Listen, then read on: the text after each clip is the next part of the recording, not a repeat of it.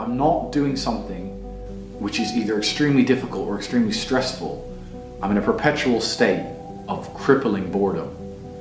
I can't explain it. I see other people live their lives and they're like, oh, I can't wait for the weekend because I want to watch this movie. I think, who cares about a movie? You're looking forward to the weekend for a movie? Looking forward to the weekend to get drunk? Like, these things to me are so mundane. They mean nothing. And if I don't fight, if I'm not in a situation where I'm stressed or worried or concerned, I'm just perpetually bored. And boredom's crippling. If you're an intelligent person and you've got a good brain on your shoulders, you can't just sit there bored, you know? So most smart people take the academic route to avoid boredom, and they learn, but that's never really interested me either. Although I've always been an intelligent guy and I've always done well academically, it never really interested me. And then I see people climb Mount Everest or jump off buildings or do base jumping, or the guy who jumped from space. People think, what's he doing? He's crazy. I understand. Because some people can't live normal lives. Some people cannot just function 9 to 5 office job, get drunk at the weekends. That is not for some individuals, and it's not for me.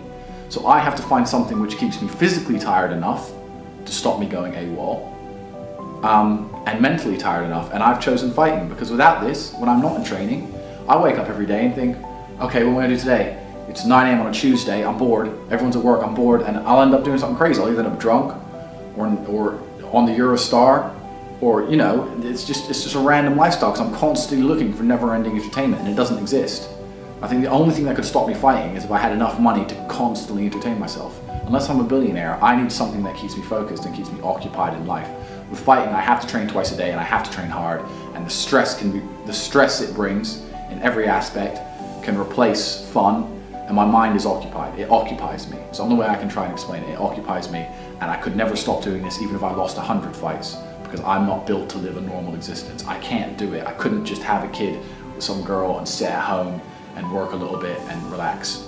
I've never relaxed my entire life. I don't know what relaxing is. It's just not me.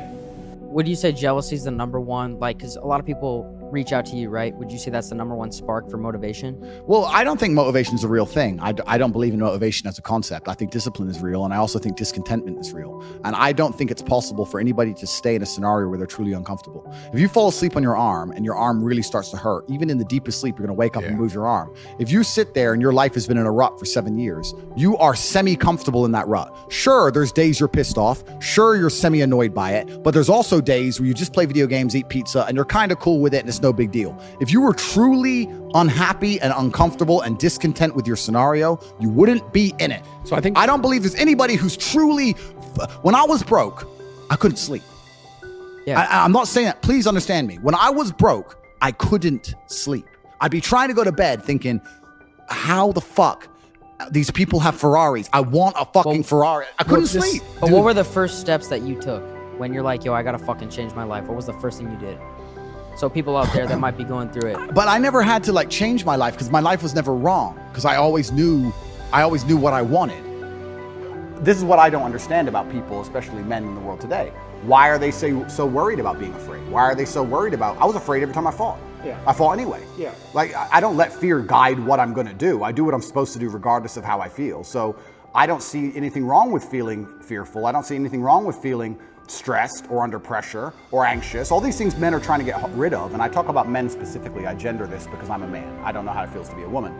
But all these things that people are trying very hard to get rid of from their brains, I don't see why they need to leave. I will argue the point that if I feel anxious and pressured and stressed and fearful, I will get more done than if I was happy. I think if I was happy, I'd just be hedonistic and just wasting my time. I think that you get a whole bunch done with these negative connotations and negative emotions, and I think that life is suffering and pain, and you're here to go through it, and the sooner you get used to the taste, the more successful you're going to be. I have no interest in trying to change the flavor, my friend. The flavor of life is pain, and I will eat all of it. And it doesn't matter if they put me back in jail or not. I'm not sitting there going, how can I be happy in jail? I will sit in jail and say, yes, this sucks. It's supposed to suck. Yes, I'm not enjoying this. Yes, I'm anxious and paranoid. And yes, that guy might stab me. And yes, I can't sleep. And I miss my family. And this is what's supposed to happen to me. And this is how I become the best man I can possibly be. And I'm going to succeed regardless. You're very convincing. You're so good though, right? It's almost like I feel like you can rationalize anything, right? It's almost like a trick.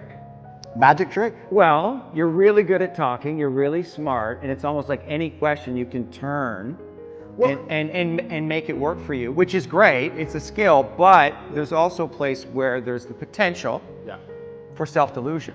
Oh, absolutely. And I'm not even going to sit here and say that I'm not delusional to a degree. I'm not saying that self-delusion doesn't exist. We all are, right? But another thing I also preach, and this is another thing that's very important, I also think as a man, because life as a man is pain and suffering, and when I say that, because you're never going to be a good man or good at being a man without pain and suffering. You're going to have to go through a bunch of shit and have a terrible life to become a good man. I think you should embrace that and accept it. And I think that the correct mental model for men to have is a degree of stoicism and not to be too concerned with even how they feel. If I woke up today happy, I would have done this interview. If I woke up today sad, I would have done this interview.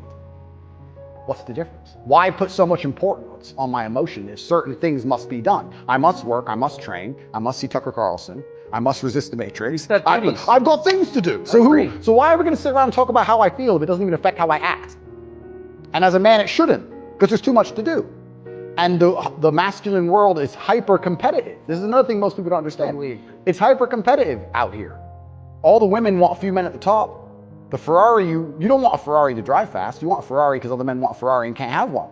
It's hyper-competitive. So if you're competing against every other man for every dollar you make, every girl you see, the house you live in, the car you drive, the life you live, you're not going to be able to compete with the person who performs regardless of how they feel if you only compete when you feel like competing, right? Because there's men like me out there who will be sad every day and outcompete you regardless. I don't care how I feel, I will still win. And that's the kind of mindset you need to adopt. So when a man comes— You've got a job to do. Stop whining, go to work. Completely. Yeah, I agree. Completely. Yes. So when men say, oh, but I feel sad, who cares? The world doesn't care. All the men who are out here to destroy you and take your girl don't care. So why do you care? Like, the person who should care least is you. You're the only person who wakes up every day who should have a genuine vested interest in improving your life. Nobody else wakes up and wants to improve your life, only you. So if nobody else cares about how you feel, why do you care? I want you to submit to me your vision for your dream life. Every time I ask somebody what their dream life is, they give a very lazy, sloppy answer. Well, I want to be rich. How rich? What does rich mean? How much money? Is it in liquid cash? Is it in stocks? Is it in crypto? In which country is it held? How do you diversify to protect yourself against matrix attacks? Who's your accountant? What's the name of the banks your money's held in? What are you going to buy? For you to become rich and successful is going to require pain and suffering. And you have to understand exactly what your dream life is to make the pain and suffering worthwhile. Think about it. Have you ever been to the gym and seen a person in fantastic physical condition? They're strong, they're ripped, they're large. And you say to them, how did you get so big and strong? And they say, I don't know. Oops, it kind of just happened. Or have you ever found a really rich man or a very successful man and said, how did you become rich and successful? And he goes, I don't know, bro. I just woke up one day and it kind of happened and now I'm living my dream life. No, there is a very detailed plan and roadmap. For you to become strong, you must eat a certain way. You must train a certain way. For you to become rich, you must earn money a certain way. You must understand exactly how you're going to make money, whether you're going to be a public-facing figure like me or a man of the shadows with millions of dollars. Unknown, but extremely powerful. You have to design your dream life. What house are you going to live in? Who's your woman going to be? Is she blonde? Is she brunette? What car are you going to drive? Have you even gone on the internet and spec'd your car? You can design your dream car right now for free on the internet, and you can choose the color, you can choose the wheels, you can choose the carbon. Is it a Lamborghini? Is it a Ferrari? Is it a McLaren? How much does it cost to the dollar? You talk about your dream life. You don't even know what your dream life is. How do you expect to get to a destination when you don't know where you're going? Do you understand? I designed my dream life long ago, before I was known, before I had anything, and I worked very hard with a very concise, very detailed plan to ensure I ended up exactly where I wanted to be. And you're not going to end up where you want to be if you don't know where it is. So, for that reason, I want you to submit to me your dream life. I want you to be as detailed as possible. Do you have children? What house you're in? What your woman looks like? What's her personality like? Where did you meet her? What kind of person is she? What car do you drive? Who are your friends? Who are your network? What kind of men are you hanging around with? How are you making money? Are you known? Are you not known? What is your ideal job? How much money do you want to make a month? How much money do you have saved? You have to understand exactly what your dream life is.